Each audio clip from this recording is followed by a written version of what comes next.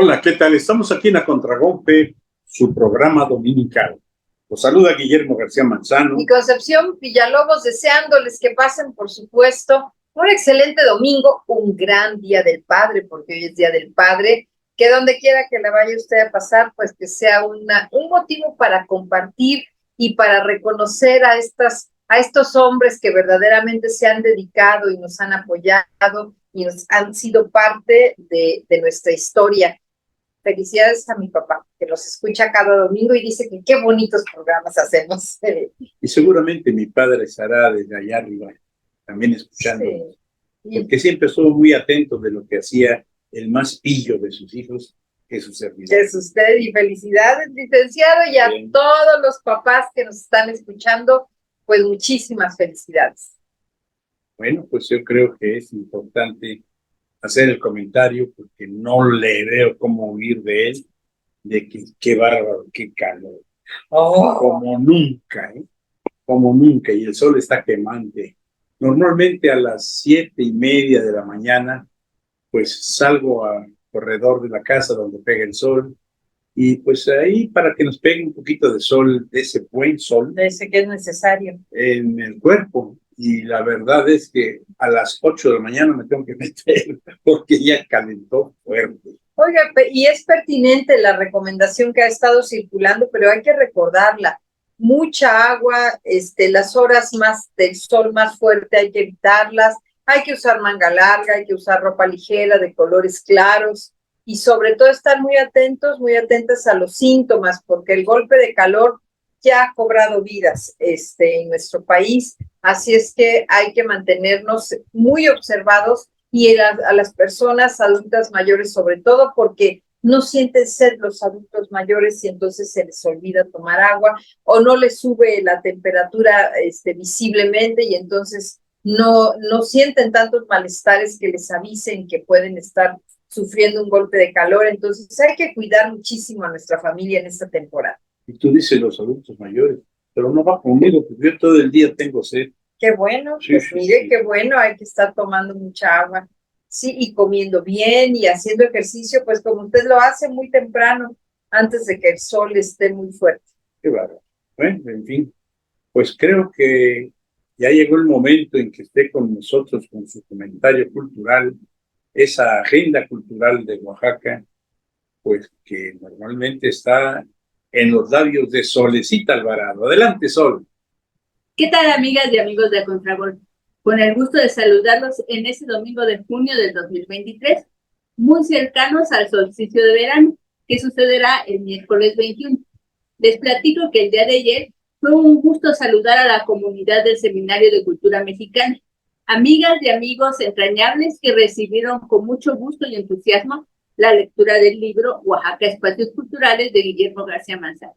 Muchas gracias por sus comentarios. Por otro lado, el taller de artes plásticas Rufino Tamayo inauguró la exposición La creación artística desde la cárcel, del maestro Nicéforo Urbieta Morales. Las piezas estarán vigentes hasta el 23 de junio del 2023 en la nueva sede del taller, ubicado en la Alhóndiga de Antequera, Aldama 114, en el centro. El Museo de los Pintores de Oaxaca te invita a sus visitas guiadas por sus galerías y sus exposiciones los días viernes. Informe y agenda en el Facebook del MUC. Y no te puedes perder la exposición virtual Guelaguetza, Ventanas al Pasado, que el Archivo General del Estado ha realizado en colaboración con la Fundación Bustamante Vasconcelos y el Archivo Histórico Municipal de la ciudad de Oaxaca. Esta muestra incluye documentación del año 1927 al año 2015. Busca la liga para acceder a este acervo en el Facebook del Archivo General del Estado. La Biblioteca Nestrosa te invita a la presentación del libro Un relámpago bermejo, de Ernesto Lumbreras, el martes 20 de junio a las 7 de la tarde, con la intervención de Efraín Velasco y el autor. En estas letras, el autor recorre el secreto mejor guardado del recinto tapatío, el mural al óleo de Jacobo Gálvez, pintado en la bóveda durante el siglo XIX. La Casa de la Ciudad presenta la exposición Radiografía Urbana de la Zona Metropolitana de Oaxaca. El crecimiento de las zonas metropolitanas absorben la periferia urbana en la búsqueda de un suelo más económico, urbanizando los suelos naturales o rurales por su fácil acceso y rentabilidad. Conoce más del tema en esta exposición en Porfirio Díaz 115 en el centro. La Fonoteca Juan León Mariscal presenta el concierto con el cuarteto Orishas el próximo jueves 22 de junio a las 7 de la noche en el claustro del Centro Cultural San Pablo. Recuerda que el cupo es limitado, por lo que se recomienda llegar con anticipación o seguir la transmisión desde el Facebook de la Fundación CAC. Y todos los domingos al mediodía tenemos el concierto dominical en el lado poniente del Zócalo capitalino con la banda de música del Estado. No te pierdas el del día de hoy. Y visítanos en nuestras redes sociales. Estamos en YouTube, en Spotify y en Facebook como A Contragolpe Oaxaca, en las que dejamos todos los programas. Regálanos algún comentario o un me gusta. Me despido. Los invito a que continuemos esta plática desde redes sociales. Les deseo un excelente inicio de semana. Un abrazo y muchas felicidades a todos los papás. Gracias. Muchísimas gracias, Soledad Alvarado Juárez, por esta agenda cultural que es tan nutrida. Yo insisto que solo requiere de nuestro tiempo, porque la mayoría de las cosas que nos propones pues no tienen una cuota de recuperación. Y han habido momentos muy exitosos, por ejemplo, licenciado, en la Galería Artes de Oaxaca, acaba de inaugurar Rolando Sigüenza una exposición, así es que habrá que ir a visitarla y habrá que ir a disfrutar de la obra de nuestro querido amigo Rolando Sigüenza. Además, cada día nos sorprende con innovaciones en su pintura y algunas cosas que no van a cambiar nunca. Esos rostros que pinta alrededor. Son maravillosos. Sí, qué bonito momento. Sí. Y también, pues, todas estas actividades como la presentación de la zarzuela Luisa Fernanda, tan concurrida, tanta gente, más de 100 actores en escena, vino la maestra Olivia Gorra, estuvo el coro de la ciudad. Fue un momento, yo creo, que de disfrutar, y el teatro lo estuvo transmitiendo en el YouTube además. Fíjate que yo recuerdo mucho cuando estuvo aquí la vez pasada Olivia Gorra, que tuvimos la oportunidad de estar con ella en la Casa de la Cultura, porque ella vino a un aniversario, creo yo, del teatro, algo así. Pero qué bella voz, ¿no?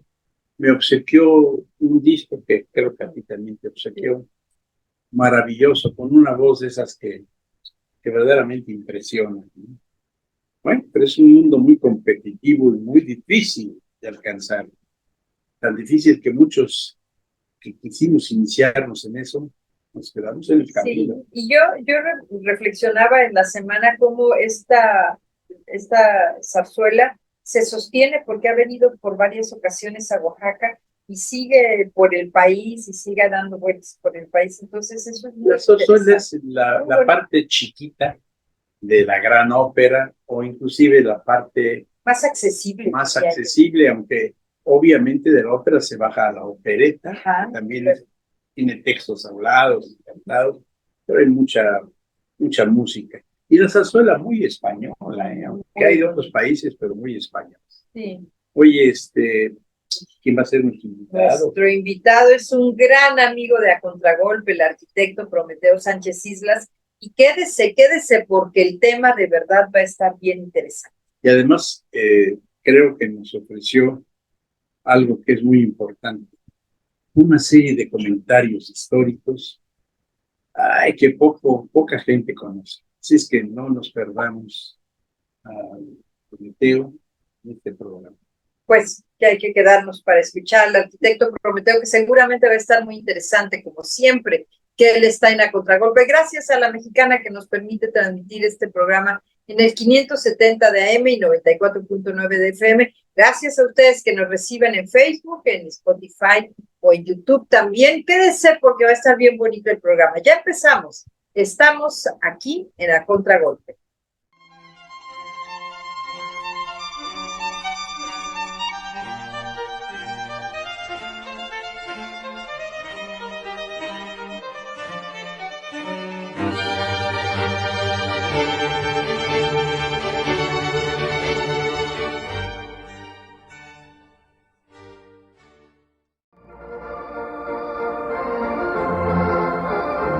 Un espacio cultural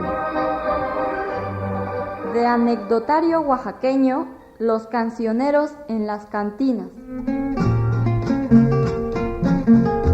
Antes de que las rocolas sentaran sus reales en todas las cantinas, existían los cancioneros que, por cierto, ya se habían convertido en una verdadera plaga.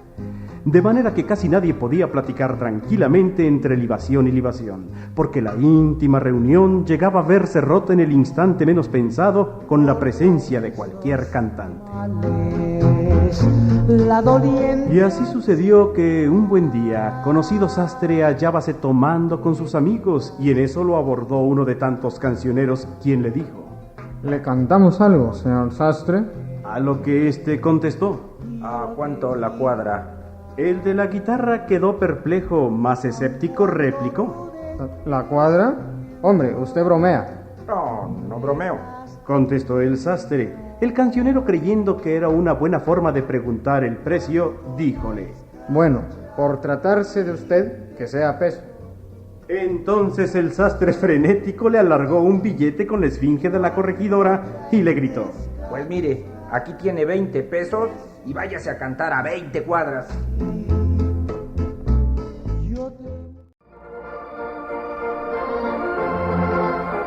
Un espacio cultural.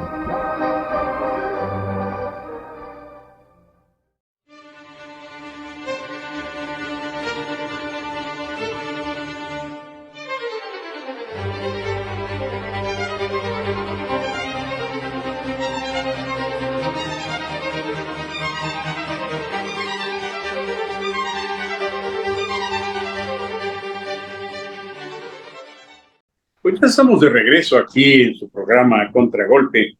Y bueno, como ya lo dijimos al principio, nuestro invitado de honor, que además es parte de A Contragolpe y muy querida parte de A Contragolpe, es el arquitecto Prometeo Sánchez Islas. Y el tema de hoy es un tema muy interesante, porque yo tengo entendido que históricamente pues nos da mucho de qué decir, pero también en la actualidad también nos sigue dando de qué decir. Me estoy refiriendo a la biblioteca de Alejandría. Así es que, Prometeo, ¿cómo surge la primera biblioteca de Alejandría? Bueno, este es un proyecto ambicioso, no solo en lo que ahora entendemos como biblioteca, que sería un organismo cultural, sino como un organismo de poder, un organismo también de prestigio político, artístico.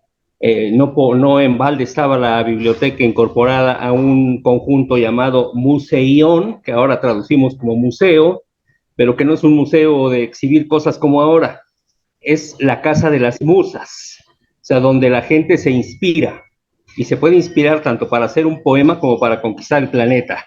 Entonces, en la casa de las musas, que pertenecía al conjunto palacial de los Ptolomeos, que eran los griegos que, derivados de las conquistas de Alejandro Magno, se habían quedado por ahí.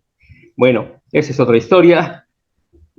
Fundan toda una dinastía y crean esta biblioteca maravillosa como parte de sus palacios. Entonces el palacio tiene un museión, voy a decirle museo, donde hay que inspirarse para conquistar el mundo en todos los sentidos, y parte de la conquista del mundo pues es la parte científica, la parte que ahora llamamos tecnológica, que sería entonces la procedimental, ¿no? La de saber hacer un barco, saber hacer una ballesta, saber sacar cosas de la tierra o cultivar, todos los saberes, pero también aquello que no tiene que vincularse directamente con lo material, como es la poesía, la literatura, y todavía más allá, el conocimiento de las religiones, de las creencias y todo aquello. Entonces, el conjunto de todos los saberes, de todas las creaciones humanas, lo van a tratar de concentrar en una biblioteca que quiere superar a todas las bibliotecas habidas en la antigüedad. Ya hubo bibliotecas en Atenas, en Creta, bueno, en muchos lugares, ¿no? En Rodas, donde estaba el Coloso, había una importante biblioteca, y desde luego en la zona de los persas, Asurbanipal tenía una famosísima biblioteca en Nínive, y había muchas más bibliotecas, pero ninguna había tenido la visión de esta, y es que hay que contemplar a la biblioteca como hija del pensamiento de Alejandro Magno. Alejandro demostró en su momento que el mundo podía ser conquistado, y el mundo era el mundo conocido. De un lado comenzaba en lo que ahora es España, en Galicia, donde está el Finisterre, ¿no? Se acababa la tierra y empezaba la mar ignota, que era el mar y no sabían qué seguía. Y del otro lado del planeta, pues estaba el río Indo, y suponían que la India, de la que habían oído hablar, era una isla muy grandota, con indios muy atrasados, a los que no valía la pena ni hacerles caso, puesto que los griegos, los helénicos, eran un mundo civilizado y el resto eran bárbaros. Hacia arriba de la zona de Tracia, lo que ahora es Rusia, puros salvajes, continúan algunos que otros, y hacia el sur, pues los egipcios y gente que no tenía una cultura muy desarrollada, salvo los egipcios en sí. Pero la franja central de lo que conocemos como la Hélade, el mundo griego, que ya dominaba gran parte territorial, pero culturalmente más, y la parte que tenían los persas, más las herencias de Mesopotamia, pues ese era el mundo conocido. Ahora, no solo había que dominarlo con las armas, es más fácil dominar a un pueblo con la creencia, con la cultura, con la religión, con la economía, con el comercio, y esto era parte de ese proyecto. Por eso no es una biblioteca aparte, no es un lugar donde se guarden libros y los van a consultar. Esas son las bibliotecas de ahora. Pero la de antes era un lugar ambicioso en cuanto a que se creía que podían tener todo el conocimiento y a partir de ello sacarle jugo.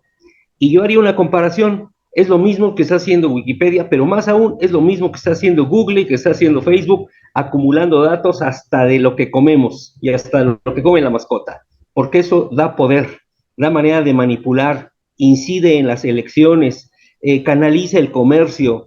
Y si lo estoy diciendo ahora, sucedía antes, con más lentitud, pero sucedía de igual manera. Sí, arquitecto, y usted decía hace un rato que esta de los Ptolomeo, que es como el origen de esta historia que estamos compartiendo con nuestro público de A Contragolpe, pero decía usted, y hay otra historia, pero como en este inicio, yo creo que nuestro público sí estaría también interesado en reflexionar en que el nombre de Alejandría venía justamente porque fue una ciudad proyectada por Alejandro Magno, como muchas Alejandrías existieron en las tierras conquistadas por este hombre, y que fue una ciudad que él soñó, que él proyectó, que ideó, pero que prácticamente ya no disfrutó, sino, bueno, pues antes le alcanzó la muerte en las condiciones que le alcanzó, pero que el proyecto, como usted lo describe, también tuvo una parte operativa de cómo es que se conjunta todo este acervo, porque ahora pues por digital mandamos, ¿verdad? Pero ¿de dónde vamos a traer todos estos libros? ¿Dónde los vamos a encontrar? Ahora sí que ¿a quién se los vamos a quitar o a quién se los vamos a comprar? ¿Cómo estuvo eso, arquitecto? Bueno, ciertamente analizar la ciudad de Alejandría va de la mano de analizar su biblioteca. Es a un urbanista famoso, Dinóstrato de Rodas, a quien le encargan el trazo, y tiene una parte fundamental esta ubicación de los palacios y del museo en una parte de la ciudad, al noreste, siendo que al noroeste como equilibrio va a estar el gran templo, donde habrá una segunda biblioteca de Alejandría, de la que hablamos en un momento más, llamado el Serapión, dedicado a un dios llamado Serapeo, que fue un invento nuevo ahí de una mezcla de los dioses egipcios y griegos, que realmente era lo que Alejandro Magno pretendía ser. Él, más que ser el faraón de Egipto, pretendía ser el nuevo dios, el hijo del Olimpo, el hijo de Zeus, ¿no? Reencarnado, y conquistador de todos los territorios. Cuando muere, pues sí, una cuarta parte le queda a Ptolomeo, que se va a autonombrar Ptolomeo I como faraón de Egipto, y se va a instalar en esta Alejandría, que sí estuvo muy bien elegida, porque sigue siendo en la actualidad una ciudad muy metropolitana, con mucho comercio, para que se lo ubiquen, es más o menos como Cancún, que tiene una franja de tierra y de un lado una gran laguna alimentada por ríos que vienen del delta del Nilo, y del otro lado, mar. Y tiene dos grandes puertos desde entonces. Y en esos puertos estaba una famosa isla llamada la Isla del Faro, donde estaba el Faro de Alejandría. por eso le llamamos faros a los faros, ¿no? Porque ahí nace la palabra faro. Y aquí ya lo uno porque Alejandría se va a convertir en el faro del mundo, en el faro del comercio y en el faro de la sabiduría, ¿no? De la cultura, de la sapiencia distribuida a todos lados, además de manera multilingüe. Ahora, cuando se funda, es una comunidad, como ya dije, creada por este urbanista de Rodas, muy al estilo griego, y no tiene población, porque los egipcios no quieren vivir ahí. Los egipcios natos, los que vienen de Ramsés y de atrás de Tutankamón y todos, nunca se quedaron a vivir en la delta del río, que está al norte. A ellos no les gustaba el mar. Ustedes no habrán visto nada marítimo que tenga que ver con los egipcios. Ellos van de Memphis hacia el sur, ¿no? Hacia África, pues a lo largo del río. Y cuando se funda hay que traer gente, y así como trajeron gente de todos lados, trajeron libros de todos lados, pero claro, primero trajeron gente, y había gente que hablaba todos los idiomas, y había varios barrios para cada una de las etnias, grupos, clanes, razas, todo, era una gran mezcla, pero muy bien organizada, como que había muy buena vibra en un principio en esa ciudad, y Ptolomeo le encargó a los sabios de cada uno de ellos, o a sus mejores hombres, a los más viejos, a los más representativos, que empezaran a recopilar libros o que hicieran lo que nosotros llamaríamos el catálogo bibliográfico, decir, dime qué libro es importante para que yo lo consiga, o dime dónde está tal libro y lo vamos a mandar a conseguir. Y los Ptolomeos, a lo largo de toda su vida, tuvieron esta biblioteca como la joya de su corona. Así que le dedicaron muchísimo dinero, mandaron a comprar los libros, comisiones que fueron a todos los países de ese universo que entonces ya era conocido. Hablo de este universo que está alrededor del mar Mediterráneo y del camino hacia la India, ¿no? Básicamente es la media luna de Oriente Cercano y el alrededor del mar Mediterráneo, que era el mundo total. Bueno, pues sí, van a traer libros, los compran, los intercambian, los piden prestados para ser copiados, o se los roban, o se crea también un tráfico, y como historias paralelas, también va a haber reventa, porque cuando hay demanda, los comerciantes empiezan a traer libros de China, aparecen libros de donde sea, y aparecen falsificaciones, que también había de todo. Bueno, estamos hablando de libros, siempre decimos, pues biblioteca libros, pero tenemos en cuenta que no existían los libros como los conocemos ahora, así folios juntitos, cosidos por el lomo, que tuvieran pasta y todo. En realidad, un libro o una obra estaba contenida en varios papeles que eran de papiro y que los hacían ruedita, ¿no? Los hacían rollito para poderlos guardar, porque no había manera de coserlos, ¿no? Ni resistían el hilo, bueno, no era lo correcto, ¿no? Había una biblioteca por ahí que hacía competencia con la de Alejandría, la de Pérgamo, donde inventaron en Pérgamo otro sistema, otro tipo de papel, el que venía de la piel de los chivos, que se llama, en función de Pérgamo, pergamino, que es más resistente. Pero incluso en Alejandría llegó a prohibirse, dicen las leyendas, comprar libros hechos en pergamino, porque no querían fomentar el crecimiento de Pérgamo, ¿no? Pero bueno, ahorita regreso yo a Pérgamo. Ellos van a concentrar muchos libros, y hay incluso leyendas como esta de que a los barcos que llegaban, los esculcaban, los revisaban, y cualquier libro que trajeran, cualquier papiro o cualquier códice incluso, ¿no? Porque son parecidos, pero no es lo mismo, los códices, los bajaban, los copiaban, y se dice que al dueño le regresaban la copia y se quedaban con el original. Arquitecto, es que esa parte está muy interesante, porque yo creo que nuestro público, de por sí pensar en la biblioteca de Alejandría es un tema muy lejano, pero ahora estar respondiéndonos cómo es que se conjuntó este acervo, y esto de que el libro se leía como en un rollo, está increíble, y yo creo que nos está usted abriendo una visión que muchas personas no teníamos. Vamos a hacer nuestro siguiente corte en A Contragolpe, pero invitamos a nuestro público a que se quede. Estamos aquí hablando de la Biblioteca de Alejandría.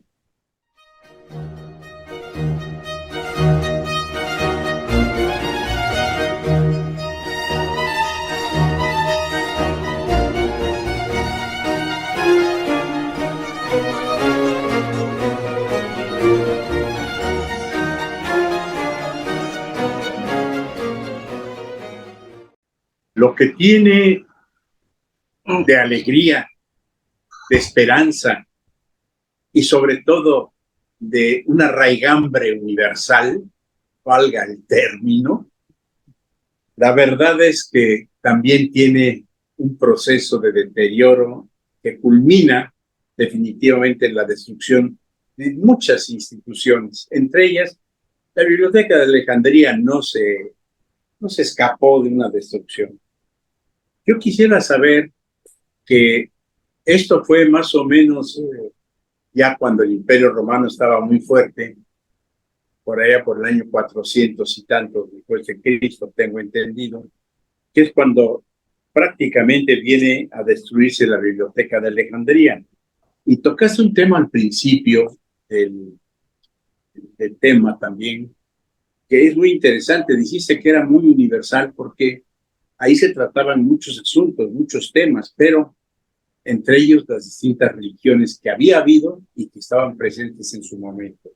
Yo tengo entendido, si es que no me equivoco, que fueron los primitivos católicos los que destruyeron la Biblioteca de Alejandría por considerar que ese conocimiento universal en cuanto al aspecto espiritual no era lo conveniente para el momento en que estaban atravesando ellos.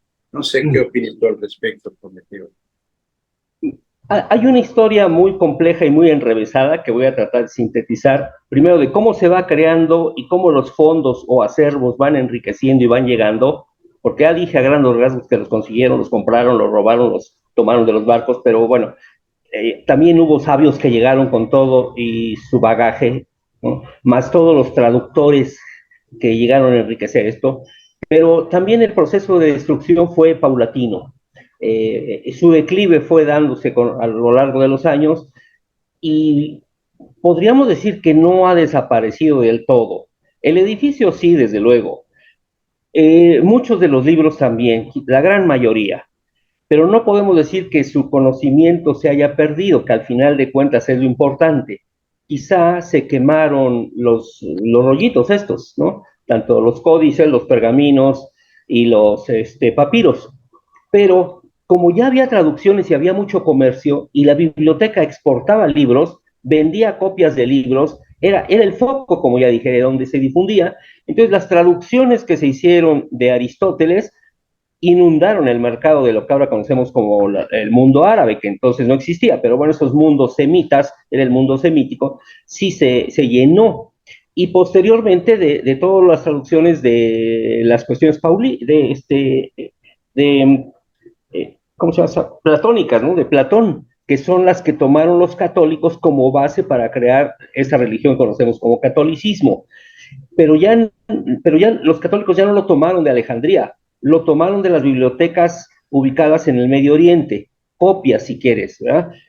Pero sí, es conocido el hecho del incendio que se produjo cuando los romanos peleaban con el hermano de Cleopatra e incendiaron los barcos porque estaban arrinconados los romanos, arrojaron sus barcos incendiados contra aquel Ptolomeo XIII y el fuego se pasó al palacio y dentro del palacio de la biblioteca, y bueno, se quemó una parte, no se sabe cuánto, se llega a creer que tenía alrededor de 700,000 libros, eso quiere decir quizá el doble o el triple de papiros, porque cada libro era varios rollitos de estos, ¿no?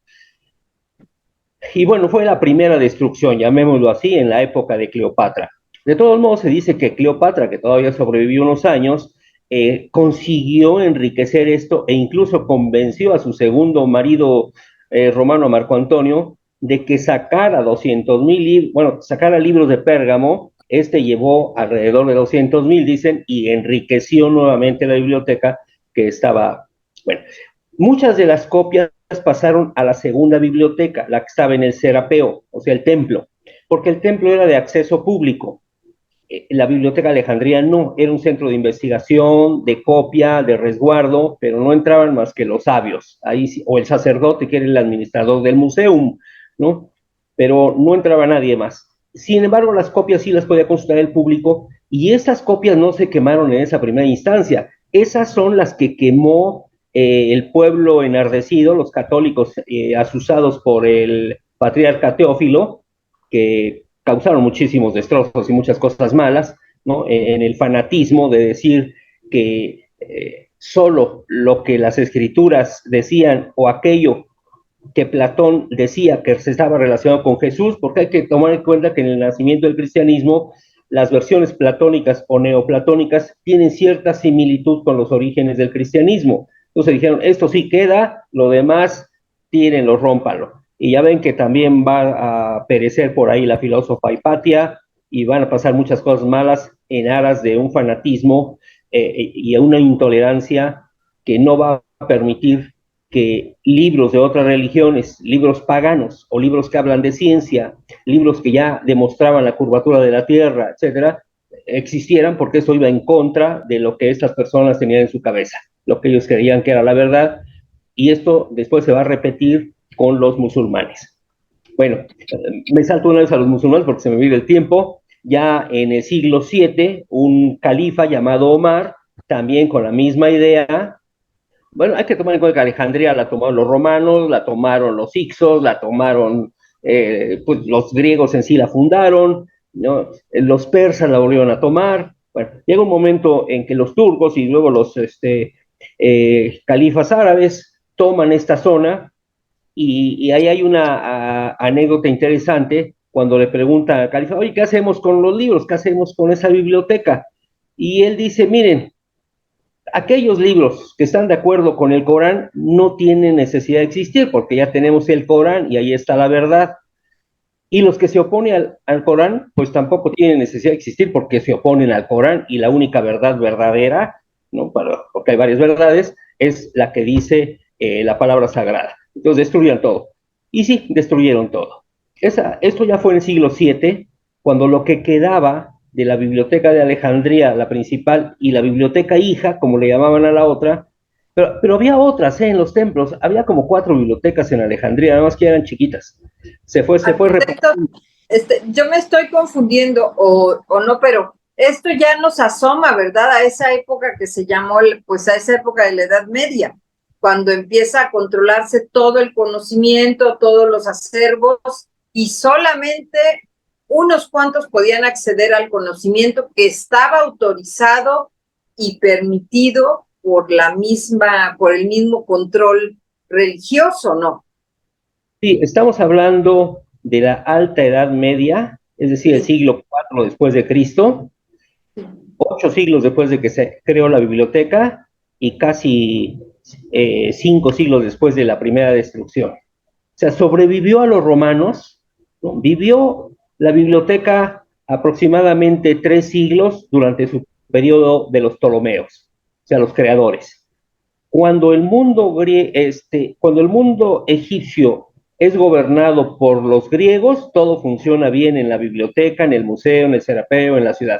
Llegan los romanos y se dedican a extraer sobre todo comida, granos, y aprovechaban que era un puerto importante para el comercio, pero fue decreciendo, porque Roma ya establecida, pues creció y se fue volviendo una potencia y no querían que Alejandría, que era una ciudad muy grande, fuera mayor que Roma. Entonces le dan importancia, Roma crece, Alejandría decrece.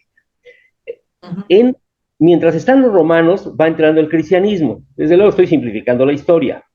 Y con el cristianismo entran nuevas ideas. Incluso en un principio, tanto con cristianos, con musulmanes, hay el respeto de decir, mira, hay libros que vienen con la verdad, no la verdad demostrada que los filósofos y científicos que trabajan aquí, sino la que dijo Dios, la que dictó Dios. Entonces, esos libros, a los que llamamos libros de las religiones del libro, como son los judíos, los cristianos y los musulmanes, tienen una verdad revelada. Esos no puedes destruirlos, hay que copiarlos y hay que difundirlos. Incluso se dice que en esta biblioteca de Alejandría se juntaron o fueron convocados los 72 sabios judíos que había, creo que 6 por cada tribu de Israel, y tradujeron de las diversas versiones que había de los pedazos de Sagradas Escrituras para conformar la primera Biblia judía, o sea, el Antiguo Testamento. Hay quien no está de acuerdo, pero más o menos en esa época y más o menos con esos acervos se creó el Antiguo Testamento, que ya es el canónico, porque antes la Biblia estaba en retazos y en la tradición oral. Aquí ya se establece en siglo II antes de Cristo una Biblia escrita y canónica aprobada por los sabios. Bueno, esos libros van a ser respetados por todos, incluso por los musulmanes. Esos no los quemaron. Cuando digo que Teófilo mandó quemar y después Omar mandó quemar, esos no los quemaron. Pasó al contrario de la biblioteca de aquí de los mayas, que Landa sí mandó quemar los libros religiosos, o los nazis en Alemania que mandaron quemar los libros religiosos. Allá eran más civilizados. Pero bueno, por eso decía que no es tan fácil esta historia, porque sí hay libros que quedaron. Ahora, todos los libros aristotélicos sí fueron salvados porque estaban unos en España, que se llevaron los árabes y los tradujeron a Toledo, y otros que se fueron hacia Bagdad y que también fueron salvados. Eso, el campo aristotélico. El campo platónico es el que van a salvar los católicos, y digamos que todo lo demás lo destruye. Por eso las ciencias se atrasan mucho.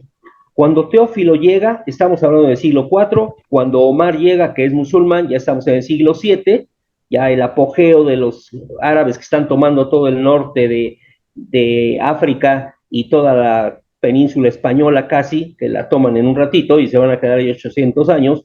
Bueno, son dos épocas, hubo otras destrucciones, porque como digo, hubo varias invasiones, pero las tres grandes fueron la de los romanos que se incendiaron y que han salido en las películas, la de estos cristianos que llegan y por su intolerancia pues queman todo, pero no queman todo, como digo, había una biblioteca alterna y había otras chiquitas, y había otras subsidiarias en las ciudades como Rodas, ¿no? Y después llegan los árabes y destruyen lo que quedó, pero ya mucho había salido, y lo que tenemos son retazos, queda muy poco. Si habláramos del original, los especialistas dicen que de aquellos papiros originales debe quedar el 1% en alguno que otro museo. Ya se desapareció físicamente el acervo, pero sabemos por copias o por referencias secundarias de lo que contenía. Arquitecto, vamos a continuar con esta historia de la Biblioteca de Alejandría, pues prácticamente, yo creo que nuestro público está muy emocionado y muy interesado porque el tema es muy bonito y bueno, contado por usted pues mucho más. Así es que la invitación es a que se queden aquí en A Contragolpe.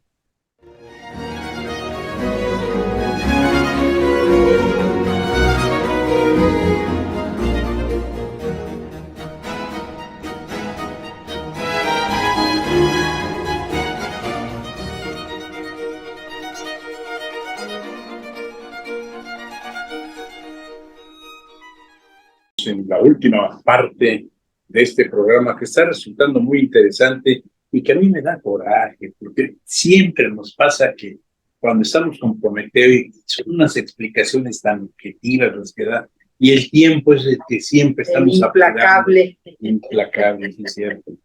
Oye, fíjate, Prometeo, que yo creo que uno de los íconos que tuvo la Biblioteca de Alejandría fue Hipatia, que tú ya mencionaste. Y creo que Conchita quería decirnos algo sobre ella.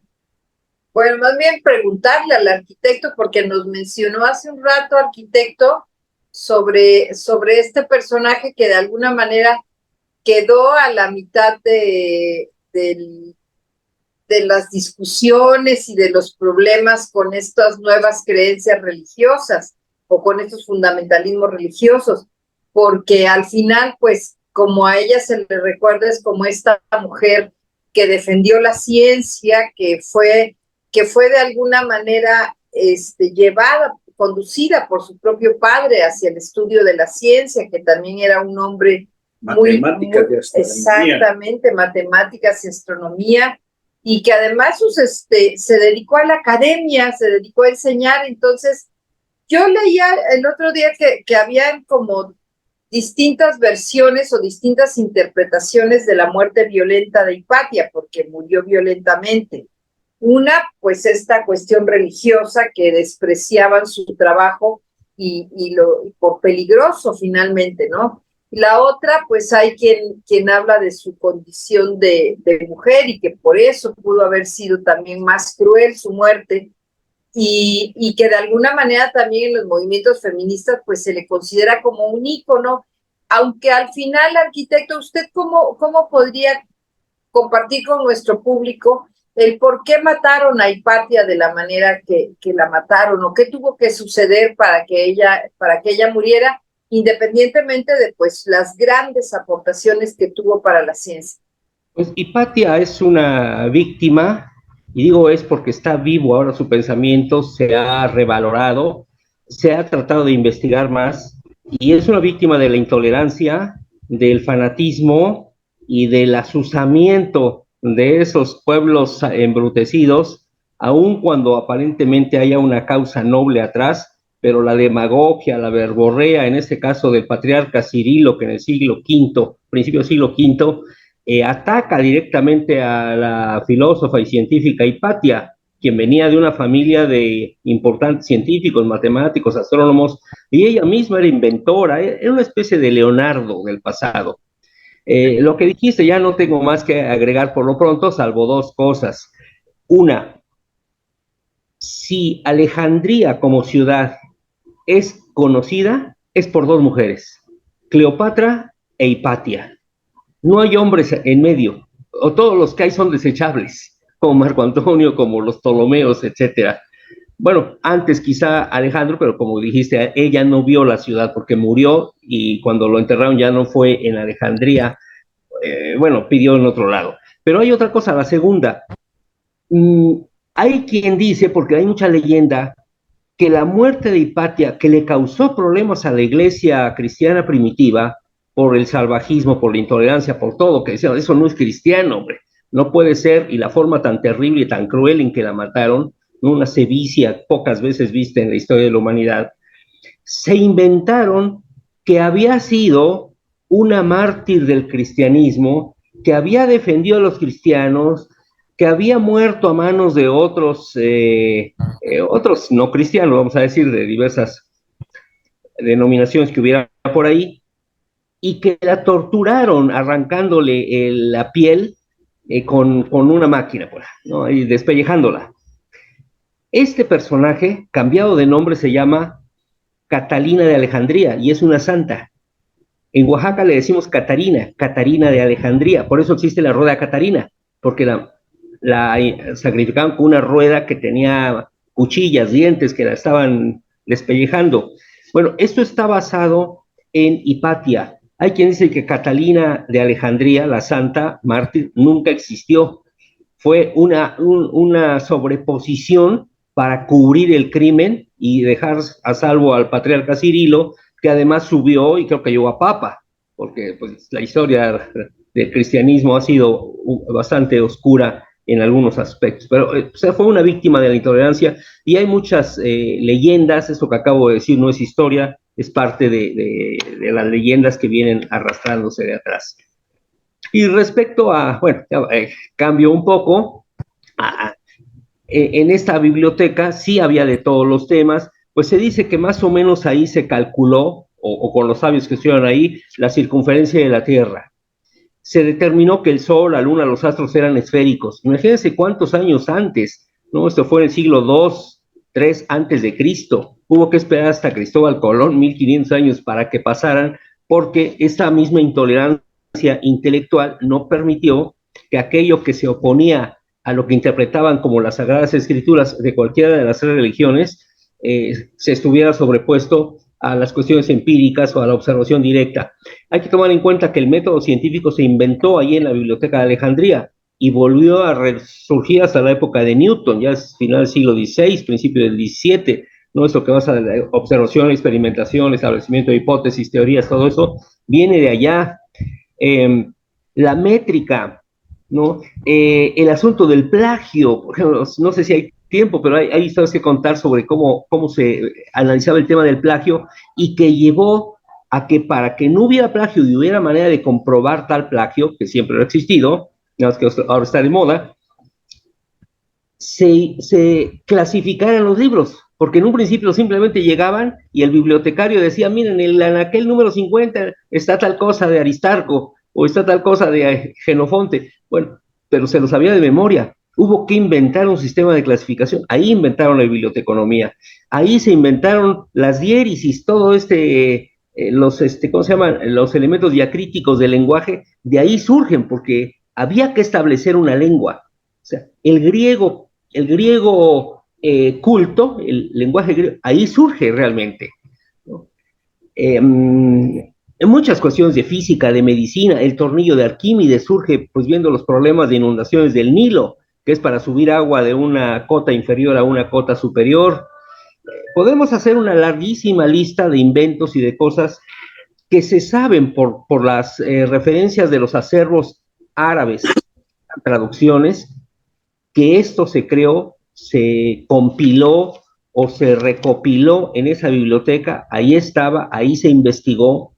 Los Ptolomeos tenían como becas a los investigadores, que había entre 40 o 60 siempre, se les pagaba la comida, la estancia, los materiales que usaban, se les consentía, pues, ¿no? Incluso hay otra anécdota que dice que mandaron traer de Atenas prestadas las obras originales de los grandes escritores griegos, y aquellos no querían dejarlo y dijeron, te los mando, pero me das un depósito de 50 kilos de oro, 500 kilos de oro en depósito. Y los ptolomeos dijeron, sí, te pago el depósito. Pagaron el depósito, se llevaron los originales, los copiaron en el mejor papiro y le regresaron a Atenas las copias. Y le dijeron, pues mira, quédate con el oro y quédate con las copias, nosotros tenemos los originales. Entonces, ahí estaban los originales de todos los grandes clásicos de la literatura de los siglos 3, 4 y 5 a.C., de los griegos. Así por el estilo se las gastaban. Entonces, sí era una biblioteca muy rica, sí es el ejemplo a seguir de un programa cultural que va de la mano de lo que ahora llamaríamos políticas públicas vinculadas con el comercio, con lo fiscal, con el manejo de divisas, con pues con todo, ¿no? Era un proyecto integrador muy completo, muy amplio, y que era global en su momento, ¿no? Hasta donde podía ser global. Entonces fue una gran pérdida, y bueno, Borges habla de un sueño, ¿no? de la gran biblioteca total o la biblioteca universal que tendría todos los libros producidos por el hombre y poderse expresar en todos los idiomas y conocer todas las artes, pero bueno, lo dejó en una novela de 1941, el gran Borges, y yo creo que estaba inspirado en Alejandría. Interesante, de verdad. Fíjate que no es posible resumir tanta historia en unas cuantas frases, pero lo que sí es cierto es que la Biblioteca de Alejandría, pues solamente se conoce Alejandría en la actualidad, pues por muchas cosas, pero dos históricamente importantes, el faro y la biblioteca. Creo que las dos daban luz, mucha luz que orientaron a la humanidad y que de alguna manera también la salvaron de la tragedia, porque eran tiempos muy violentos, muy difíciles, y además en donde los imperios no tenían compasión de nadie, simple y sencillamente tenían que imponer su propia ley. Prometeo, se nos acabó el tiempo, pero la verdad es que, como de costumbre, una estupenda, pero muy estupenda lección de historia y con datos muy precisos que seguramente serán un refresco para nuestra audiencia. Es decir, un refresco que les va a refrescar el alma, la mente y sobre todo la intelectualidad. Gracias, Prometeo. No, gracias a ustedes. Que nos sirva de ejemplo la biblioteca para otros proyectos culturales. Exactamente, yo creo que esa sería un gran gesto de nuestra parte, que reflexionáramos en las posibilidades de estos lugares que, como decía el licenciado ahorita, daban luz a la humanidad. Y bueno, con ese espíritu de la luz y con esas ganas de hacer y de conocer y de aprender y de ser parte de esos sabios, aunque sean nuestros sueños como fueron los sueños de Borges, vamos a despedir a Contragolpe. Gracias, arquitecto, por su presencia. Muchas gracias a la Mexicana que nos permite transmitir este espacio en el 570 de AM y en el 94.9 de FM. Gracias, Soledad Alvarado, por su agenda cultural. Gracias, Obeida Toledo, por tu manejo en las redes sociales. Y Eder San Germán, muchas gracias también por la edición de este programa. Gracias a ustedes por el favor de su atención. Y no nos resta más que recordarles que la semana empieza en domingo, y en domingo vamos a Contragolpe. Y esperando que el próximo domingo esté con nosotros, no puedo dejar de mencionar la gran pena que invade a la intelectualidad y a la sociedad oaxaqueña con la desaparición de un gran amigo, un gran profesionista y un hombre recto y muy exitoso, el ingeniero Carlos Manuel Sada Solana. Para nosotros, los que le conocimos, cae, que seguramente está descansando ya, y le deseamos a su familia lo mejor de siempre.